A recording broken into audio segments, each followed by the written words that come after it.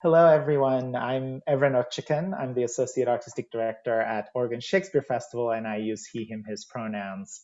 OSF is very proud to be a partner in presenting Me to Play with Ashland Independent Film Festival. And part of that partnership means that I get to have this wonderful conversation with the director and producer, Jim Bernfield. How are you, Jim?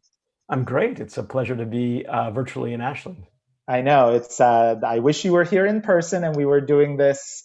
It is very beautiful outside right now. Ashland in spring is very nice, but it is really, really lovely to be in virtual space with you. So I wanted to just jump into the Q&A. People have just seen the film, and of course, a lot of folks, when they think about Beckett, they think about Parkinson's. You expect it to be very heavy, and it's a very moving film, of course, but there is you just gives both the actors, Chris and Dan, are very funny people, and I feel like you've certainly taken a very human and well-rounded approach. Was that on purpose? How did that process get started for you? Well, it kind of obviously flows from their characters. Dan is a little bit dour, and Chris is almost like a leprechaun, always sort of looking for the next joke he can possibly tell in any situation. So they're opposites sort of in that way. But also, I feel like Beckett, for all of his reputation, is really, really funny. And I only discovered that in the making, actually, of this movie. Okay. I'll tell you that when I read it one night after reading it in college back in the day, and Dan and I went to the Cherry Lane Theater, one of the places that it had premiered, where it had premiered, and one of the places we were thinking about doing the performance. I was looking at the poster, and it was like "Laugh Riot," "Fell Out of My Seat," Ben Brantley, 1959 or something like that. And I sort of elbowed Dan, and I said, "Hey, I read this last night. It's really dark." He's like, "Right, you read it, you didn't see it." Hmm. On the page, sure, Beckett's dark, but when it's happening, it's like this vaudevillian repetition is sort of like circus of stuff going on. And I think that being an actor in New York, your life is like a vaudevillian circus of stuff going on. And if you take your Parkinson's in one way, you can think of it as a vaudevillian circus of stuff going on as well. Yeah, no, that was really clear, and it just, in a weird way, so much of the film focuses on, of course, the difficulties they're having, but then the performances and the lines and their joy in performing this, what one might assume to be a dark piece, sort of really buoyed the whole thing. And it seems, I mean, you had such incredible access to their lives, not just the rehearsal process. Did you know them before you started making the film? How did this come together? It's a great question, actually. So uh, I went to film school at Columbia, New York City, and I had some friends who I forced to sort of come uptown to watch football with me on weekends. And at one point, one of my friends who lived in the East Village, a much more fun place than up near where Columbia is, was like, "Come down to St. Mark's Place and we'll watch it here." And I was like, "Sure, it's more fun down there." I got to this bar, and there was a table full of 49er fans, which is my team. And leading it was this sort of bullheaded tough guy who I'd later come to know as Dan. And I my friends kind of fell away over time. They, not being as diehard a fan as I am, and I kind of edged my chair closer and closer to this table as time went on. And at a certain point, I realized I was sort of part of this family. At the same time, my dad was suffering from and dying from Parkinson's. And a couple of years later, during one of the games, Dan pulled me over gruffly and said, like, "I got to tell you something. I have Parkinson's." But he didn't really need to tell me, to be honest, because I could sort of look at the musculature of his face and the way he was holding himself, and I certainly knew. So he and I, over this time, also became great friends, sharing scripts, sharing stories, hanging out together, even away from football. And he told me about this project. He and a friend who also had Parkinson's were running lines about Beckett's Endgame, and I was like, and he had this idea of memorializing it somehow, and I was like, I really want to be a part of this. And so with Dan's Imprimatur, I was allowed to dive in and really meet Chris, fall in love with him and his family. They're great. And of course, my relationship with Dan persists to this day because of doing this work together, which is something that I really cherish. Of course. Yeah, that makes a lot of sense that you would have that kind of relationship with the subjects because there is something so honest and open about the ways in which both they and their families sort of uh, allow themselves to be seen on camera, which is just really moving.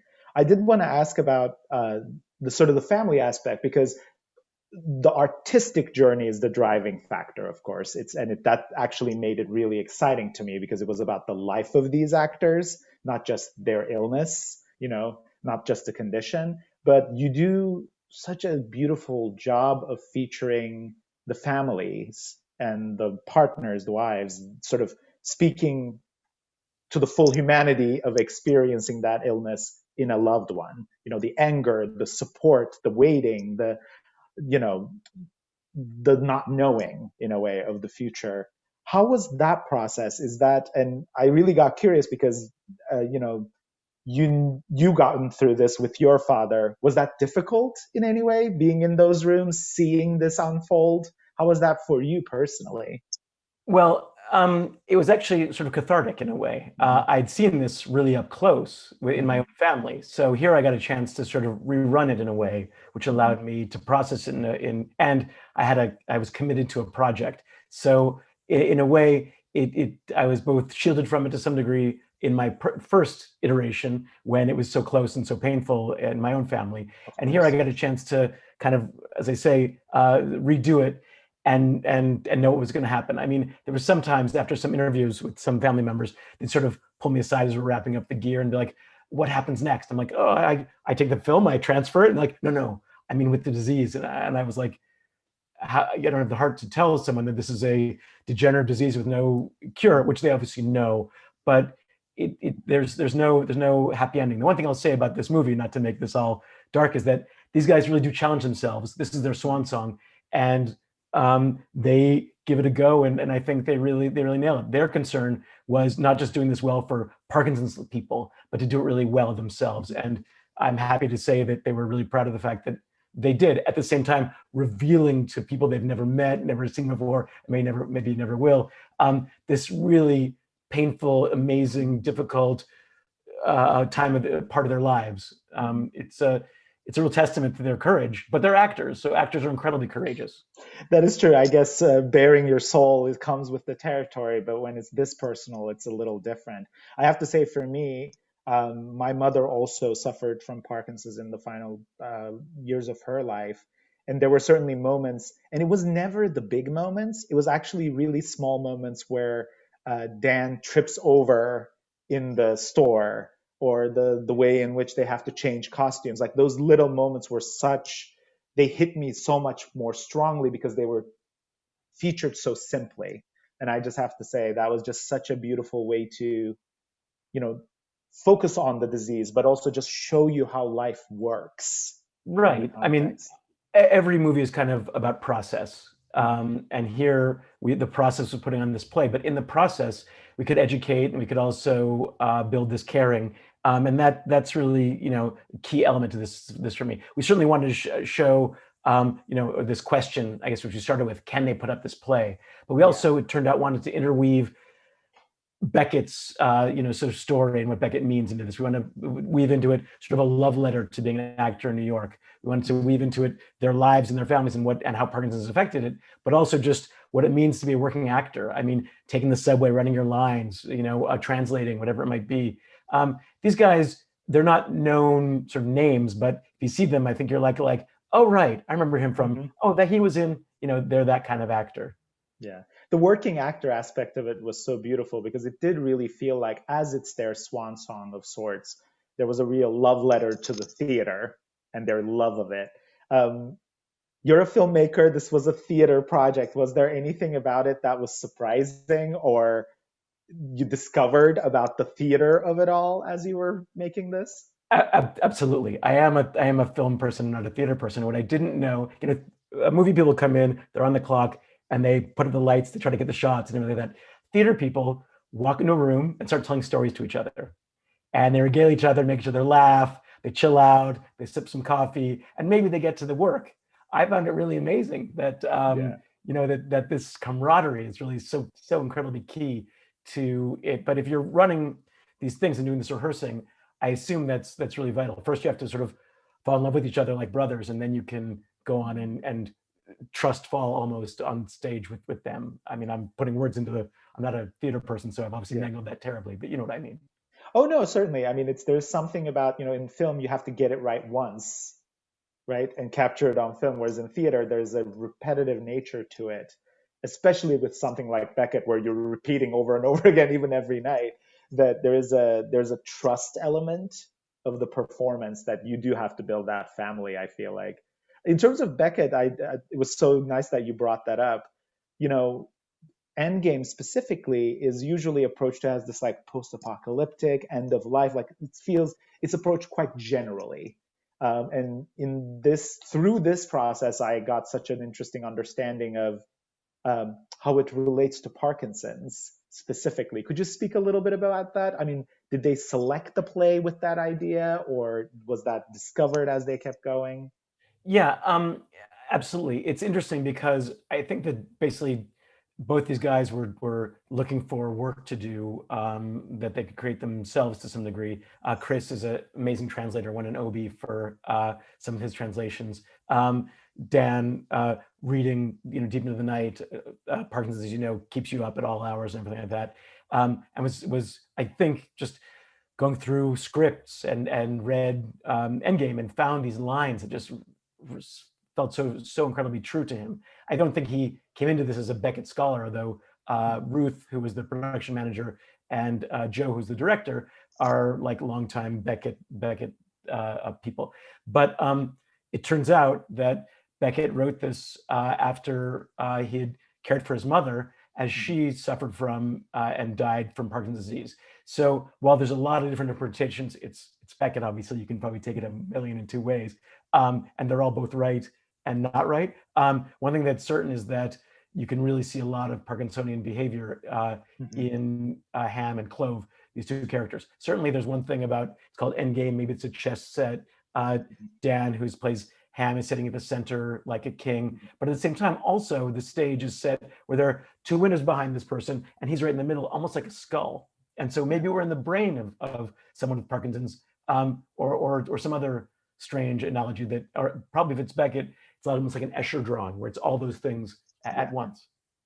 I mean, it was really interesting because I love Beckett, and one of the gifts of your film to me has been of, Endgame is one of those plays that I read so many times, but it's been a minute.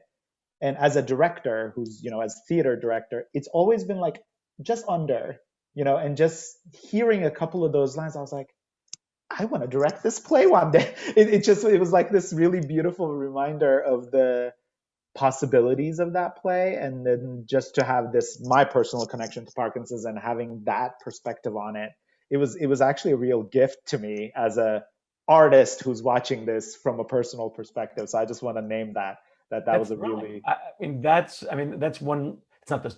I didn't work this up for that expressly to happen, but it's a thrill to know that it's opening people's eyes, even people who are schooled in this, Yeah. into what other ways of seeing this play. It really is. I mean, obviously, as we said, it's Beckett, so there are many different layers and levels to it.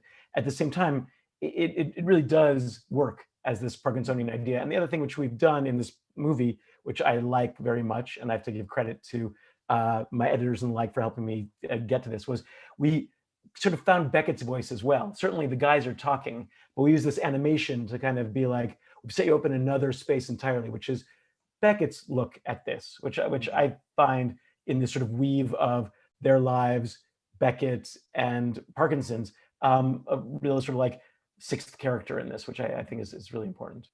Yeah, of course. And it's, yeah, the I do have to say, this is where I get really excited as a theater director who's talking to a film person.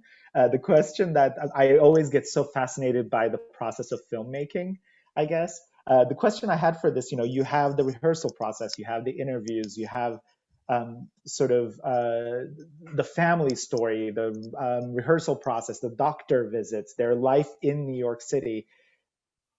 How do you feel like you found the story through that, all of that footage, and I always get really curious, was there anything that did not make it into the film that made it on the digital cutting room floor that really you keep with you as an experience? Absolutely. First, I'll say that it's really collaborative. The thing about film is you sort of have a vision of it and you think of what you're going to do, you shoot hopefully towards that. And a lot of, and then filmmaking, I don't know if this is true of theater as well, it's sort of like controlled disaster, basically. And as it goes on, you discover what you do have, and then you maybe rue what you don't. Um, I certainly do that in this. But one element of it that I loved that unfortunately ended up on the cutting room floor was Chris Uptown went to the JCC and did this incredible movement class, which was for Parkinson's people. And Dan Downs didn't end up in the film, but they were really something. Chris especially was sort of like the chummy, as they say, sort of cherubic mascot of this doing like Walter Cronkite, as Beckett, or should I say Beckett as Walter Cronkite, basically, and Yeah.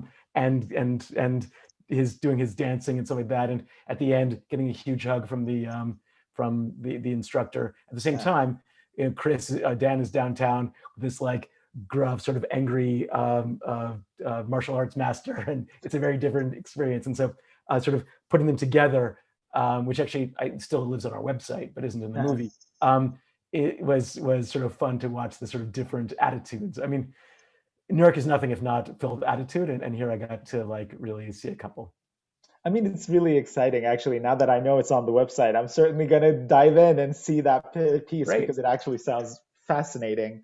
Um, Jim, thank you so much for this conversation. It's been really, really great to engage with this piece. I've already spoken to the ways in which it's been inspiring as an artist, but also as someone who took care of someone with Parkinson's for a while.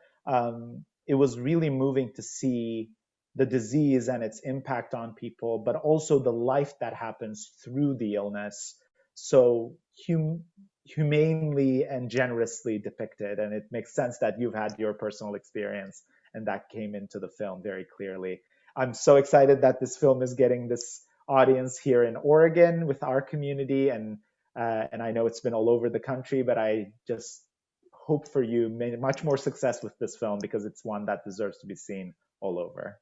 Well, thanks a lot. I will say just two things. One is Beckett makes this really great case. You're on Earth, there's no cure for that, and I think that's sort of part of the life choice that they have made, and that we all have to make. And the second thing I just say is, when you do your end game, I would really love to see it. Oh, good. Thank you. Thank you. We will make sure to connect. And I feel like this film has to be seen next to it if I ever get to produce it. Okay, So thank you again. And it's been wonderful to connect over this beautiful, beautiful piece. I agree. Thanks very much.